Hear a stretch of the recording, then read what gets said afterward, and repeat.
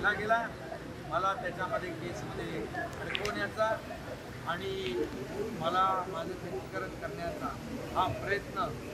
उद्धव ठाकरे मुख्यमंत्री होते, परमवीर सिंग मुंबईचे आयुक्त होते. त्यावेळी काही करून एकनाथ शिंदे, देवेंद्र फडणवीस यांना अडकवा असा गौप्यस्फोट केलाय. ही वस्तुस्थिती आहे. देवेंद्र फडणवीस तर विरोधी पक्षात होते, आपले गिरीश महाजन विरोधी पक्षात होते.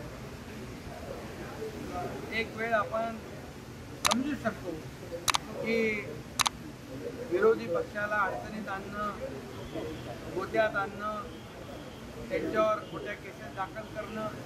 परंतु मी तर त्यांच्या मंत्रिमंडळाचा सहकारी मंत्री होतो. माझ्या बाबतीत देखील अशा प्रकारचा प्रयत्न केला गेला. ही वस्तुस्थिती आहे.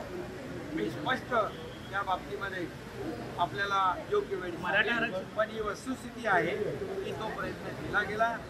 मला त्याच्यामध्ये केसमध्ये अडकवण्याचा आणि मला माझं खच्चीकरण करण्याचा हा प्रयत्न त्यांनी केला.